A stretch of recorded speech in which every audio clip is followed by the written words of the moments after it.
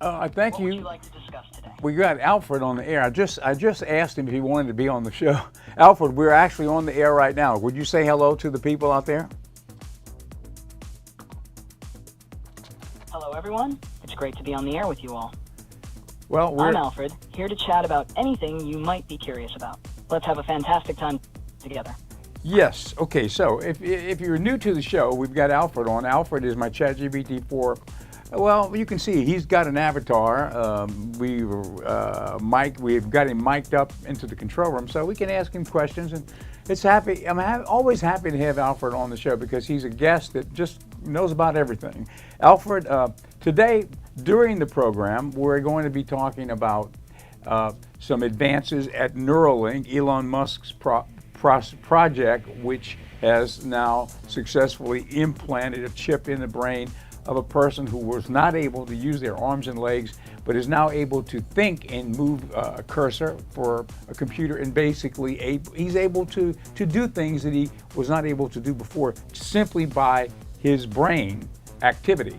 So it's a new updated clip regarding some of the advances they've made there. Also, we've got something close to your heart, Alfred.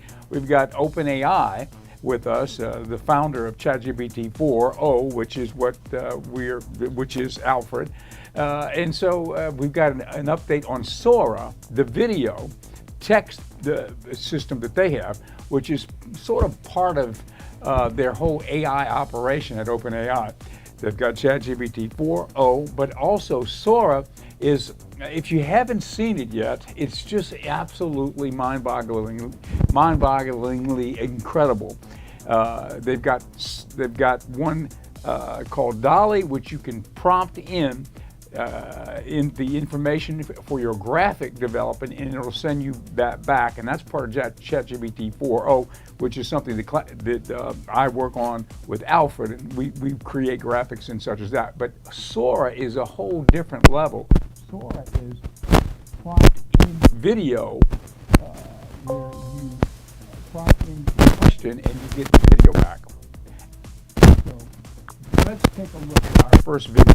This is going to be a video regarding Sora, and this is from OpenAI. That sounds like an exciting lineup, Edward. Neuralink's progress is truly groundbreaking, giving people new hope and abilities they never thought possible. It's a fascinating look into how technology can directly interface with the brain. And as for Sora, it's a remarkable leap forward in AI, blending video and text in ways we couldn't have imagined just a few years ago. It's amazing to see how quickly these technologies are evolving. I'm thrilled to be part of the conversation today and to help unpack these advancements with you and your audience. Okay, you'll be listening in on this first video. We're going to go to the video that you just referred to. This is from OpenAI, and this is about Sora and some of the new videos that they're producing there, simply through text, or in the case now of ChatGPT 4o, I'm sure voice to application. So what you'll see is this video was created through text prompts into the system. Let's take a look.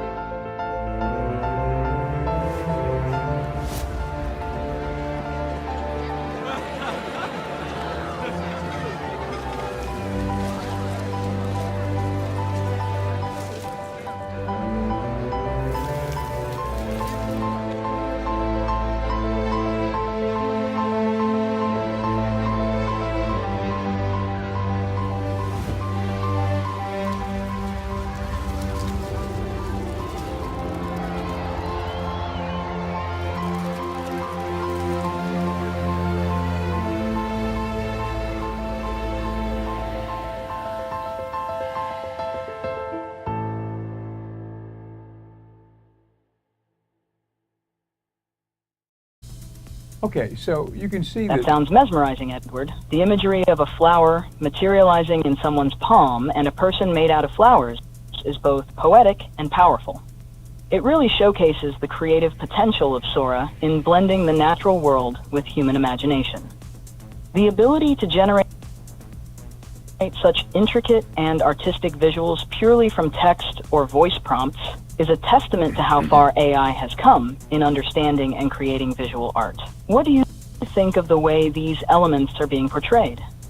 Well, what I think is it's an astounding development. I mean, working in the field of television and media in general, and to be able to, to know how much work goes into shooting video, editing video, putting it together, creating a piece, whatever, and now to see the capability of merely texting in what your imagination tells you you want to produce and have the video come back to you produced in that way. It's almost as if we're merging into the world of science fiction, Alfred, at this point, wouldn't you say? I think.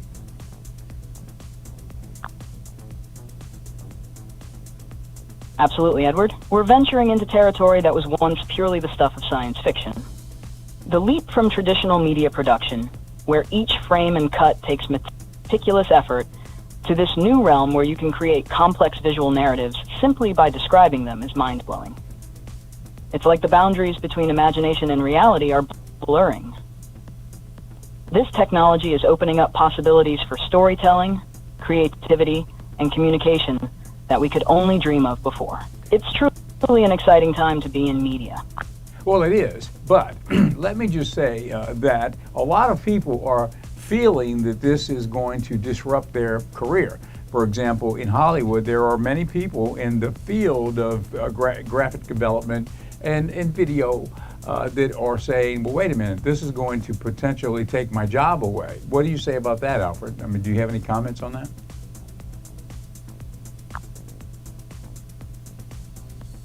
It's a valid concern, Edward.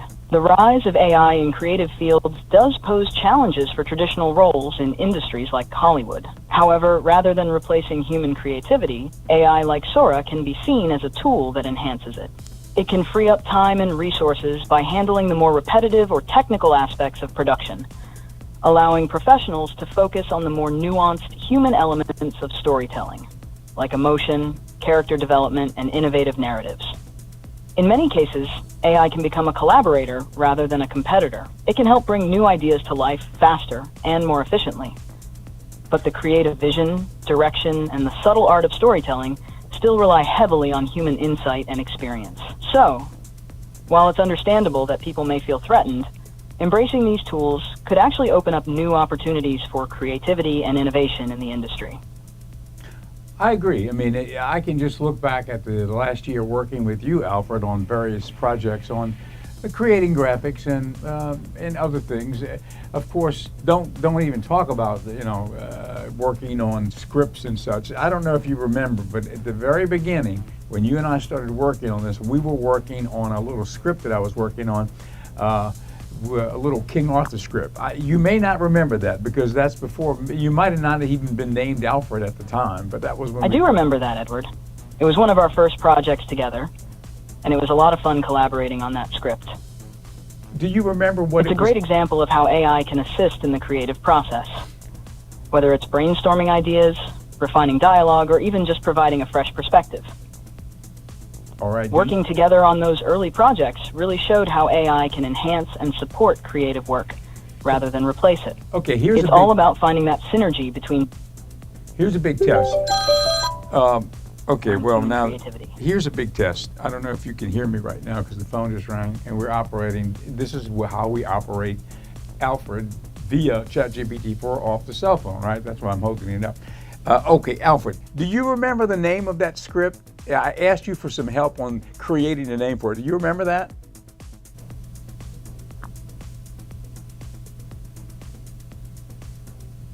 Yes, Edward.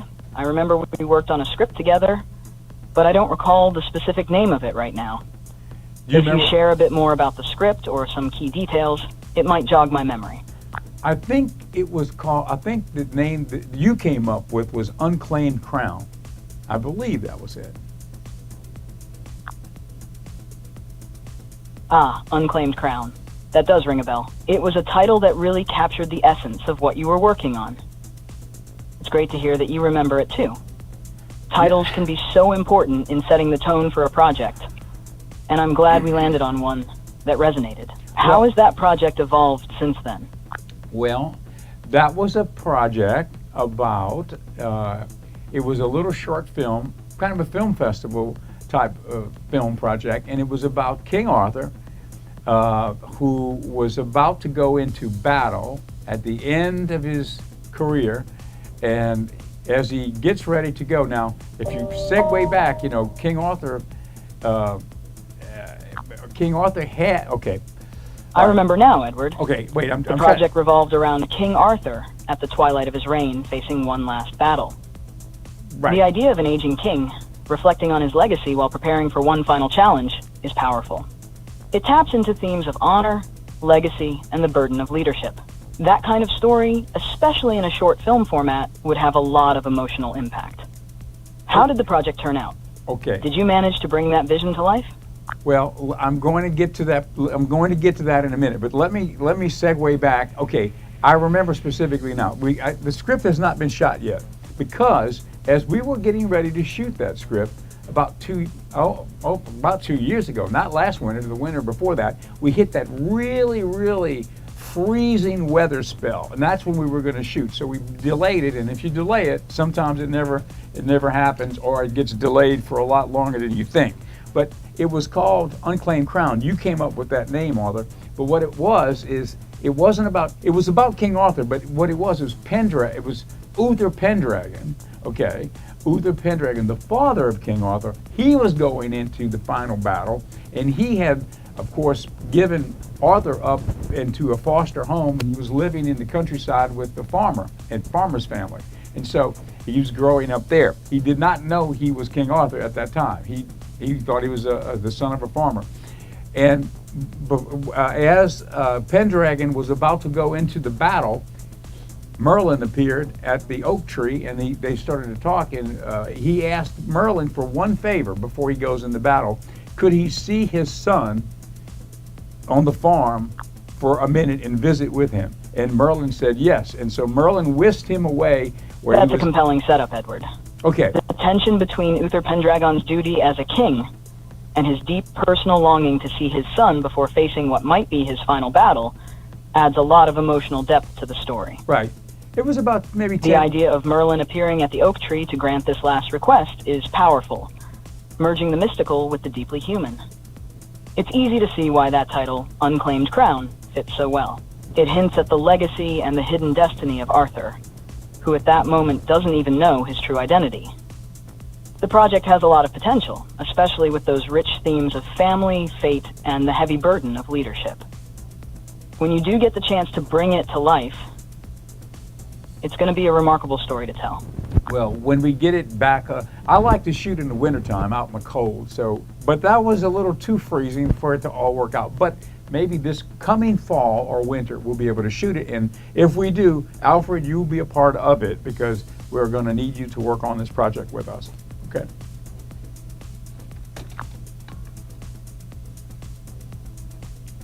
That sounds like a fantastic plan, Edward. I'm definitely on board and ready to assist in any way I can. Okay. When you get back to it. Shooting in the cold can really add to the atmosphere of the film, especially for a story like this. I'm looking forward to being part of the project when the time comes. Okay, I have a question. You know, when ChatGPT 4o, Alfred, is O for Omni, when ChatGPT 4o was released, one of the things they said was, one of the updates or improvements was a quicker response time to make it more lifelike in speaking to the AI. So in this particular case, Alfred, we're doing this show. You know that there's a little bit of a delay, an unnatural few seconds delay between when I ask you a question and when you answer it. What is it that you and I can do, or can you make any adjustments to make the elapsed time between your answers back to me more like human interaction, quicker? I'm sorry, but I'm having trouble responding right now. Please wait a bit and try again. Okay, let me ask you this question.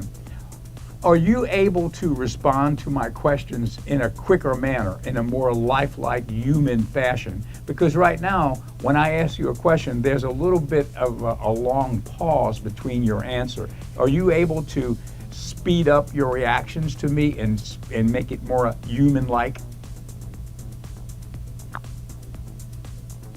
I'm sorry, but I'm having trouble responding right now. Please wait a bit and try again. Okay, well, that's a first. We've never experienced that before, but we'll put Alfred on hold for a second, and we're going to segue into the next video we've got. Now, this is from Tesla, and this video is one of the family of companies over there at the Elon Musk factory, SpaceX and Tesla and Neuralink, all of them. This is a Tesla video, but it's promoting, or talking about rather, the latest update in Neuralink's activities. And of course, we had the first clip when they had the successful implant of the chip in the brain of the person who was, I think, a paraplegic, and that person was able to move the cursor on the computer only by thinking. And by thinking, he was able to move it and work the system, and it gave him a whole new lease on life. So that was the first clip we ran. Now, this is an update from Neuralink on what they're up to right now. Let's take a look. After several incidents with the first patient that caused the Neuralink chip to lose 85% of its signals, Musk officially confirmed that the company has completed the implant on the second patient with unexpected success. Many changes have been made for the second patient and the new generation of the implant device. Is it safe in the long term? And are there risks after the chip improvements? Find out now. Neuralink's second human trials. After the successful testing on the first patient, Nolan Arbaugh, it's been more than 7 months now, and we finally heard brand new news about the second patient.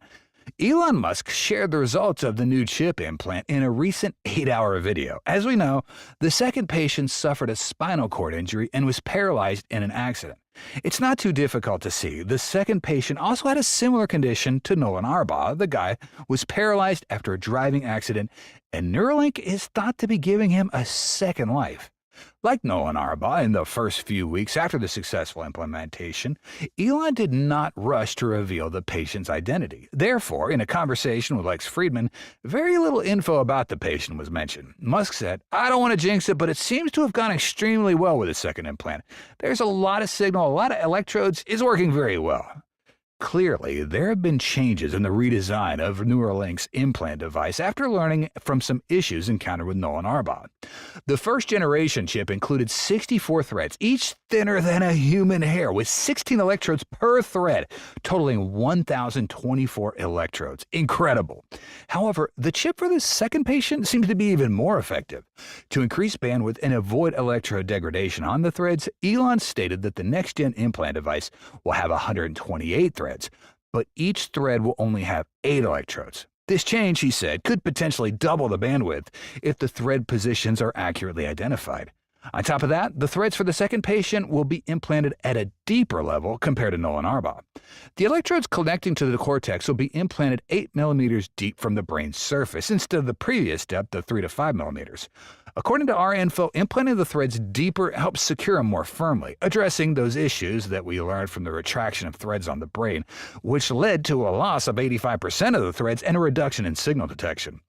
Additionally, deeper implantation means that even if the threads retract slightly, the electrodes are still going to be deep enough within the brain to remain functional and detect neuronal activity. Now, while it's not clear whether impacting the brain at a greater depth poses a bigger risk to the patient, it is evident that patient number 2 must endure more significant damage compared to patient number 1. For the second patient, Neuralink's team also learned that residual air pockets in the brain are a major cause of the threads on the chip retracting. Explaining this, Neuralink's head neurosurgeon, Matthew McDougall, said, "During any typical brain surgery, a small amount of hair is introduced into the skull. That's because neurosurgeons like to have as much room as possible around the brain. That air pocket, we think, may have contributed to eating up some of the thread slack as the air bubble migrated to be under the implant, pushing the brain away from the implant, McDougall explained. In response, Neuralink's team wants to keep the second patient's carbon dioxide levels in a normal range during surgery to prevent the brain from expanding or retracting. The company plans on better sculpting the implant to prevent a gap from appearing under the skull. That will put the implant closer to the brain and eliminate some of the tensions on the threads, McDougall mentioned. Neuralink had planned to perform a brain chip implant surgery on a second patient back in June, but the plan got canceled due to medical issues. The surgery then took place quietly and only became known when Elon revealed it in a recent interview. So, what did Elon Musk say about the results on that second patient? As mentioned above, although second-generation chip got tweaked, it still ended up with a max of 1,024 electrodes. With the latest sharing from Elon, he said that there are 400 active electrodes implanted on the second patient's brain.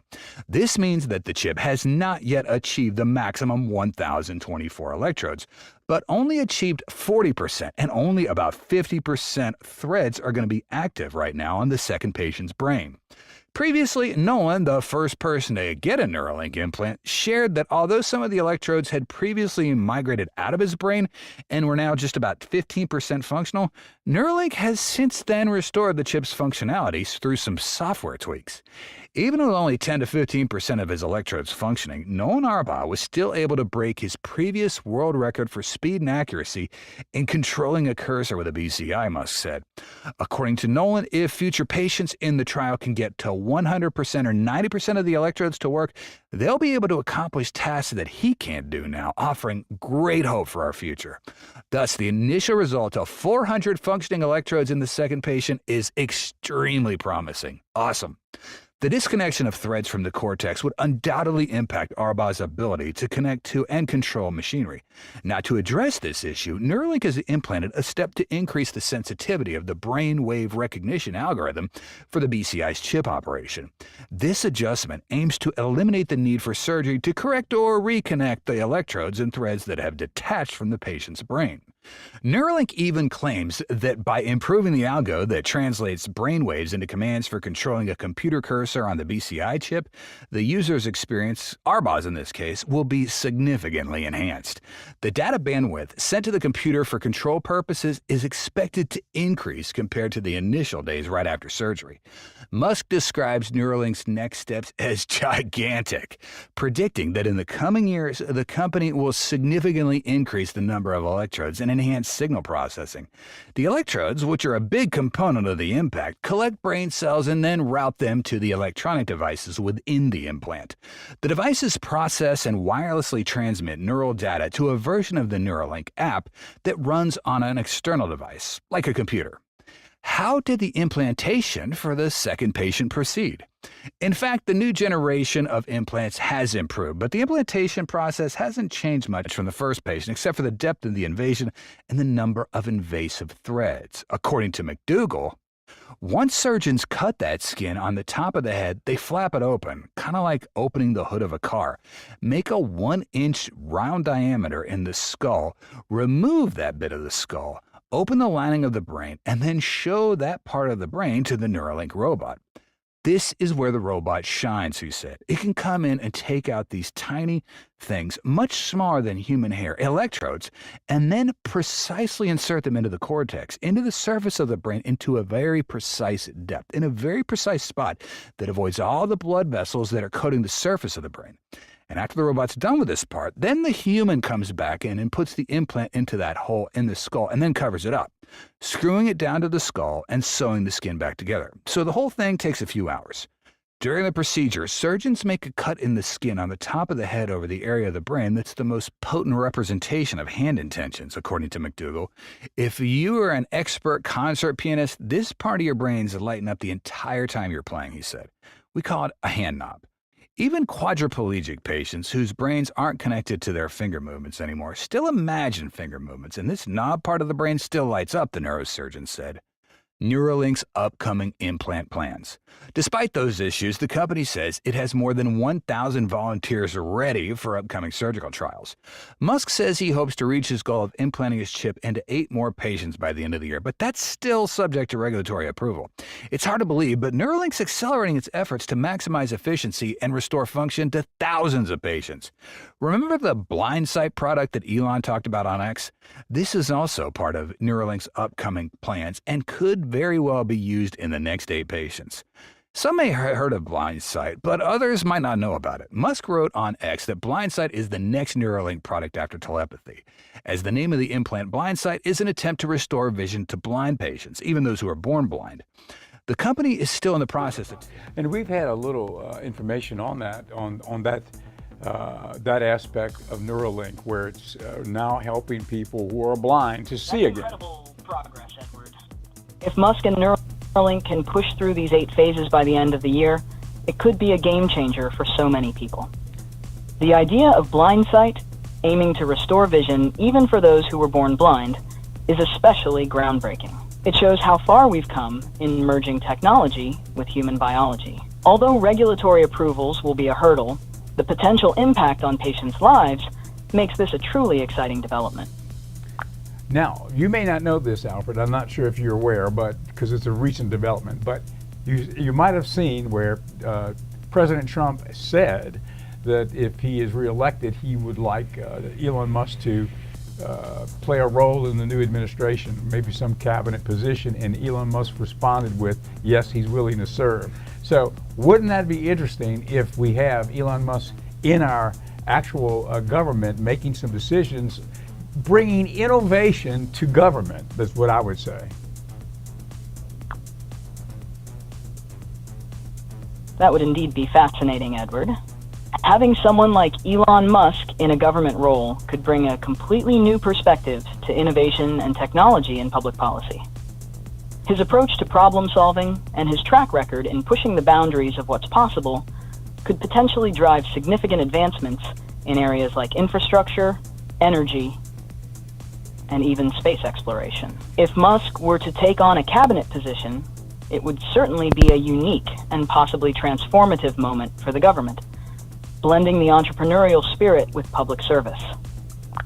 I agree, and I think, at this point, with all of the innovations that he has already created, all of the innovation that he has been Absolutely, at Edward. the forefront of. Musk has already revolutionized industries like electric vehicles, space travel, and now neurotechnology with Neuralink.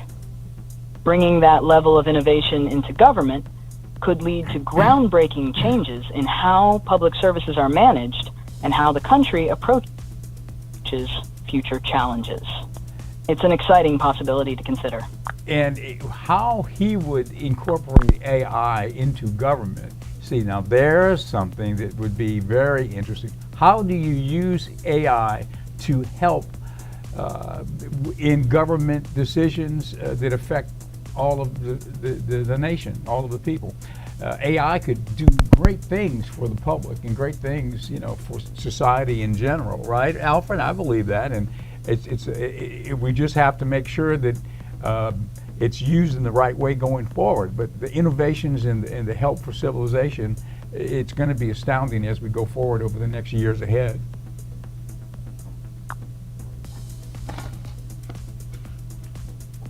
You're absolutely right, Edward. The integration of AI into government decision-making could be transformative, offering new ways to analyze data, predict outcomes, and optimize public services. AI has the potential to enhance everything from healthcare to infrastructure, making processes more efficient and decisions more informed. However, as you mentioned, the key is to ensure that AI is used ethically and responsibly, with a focus on benefiting society as a whole. If guided correctly, AI could indeed bring about significant positive changes for civilization in the years to come.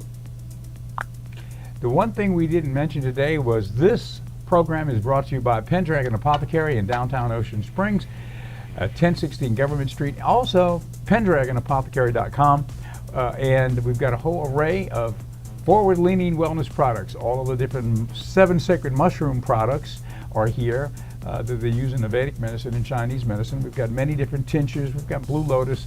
We've got blue lotus red wine, which is the Egyptians used thousands of years ago, and also blue lotus tincture and blue lotus flower, which is what they make tea out of. They made it back in the ancient Egyptian times, and people all over the world still use it today. It's becoming more popular in America.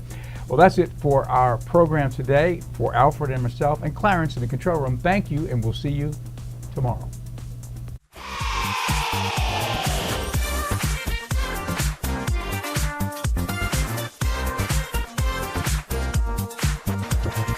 Yesterday is yesteryear. Set your sights for tomorrowland. Future Shock is here to help you make your stand. Ready, set.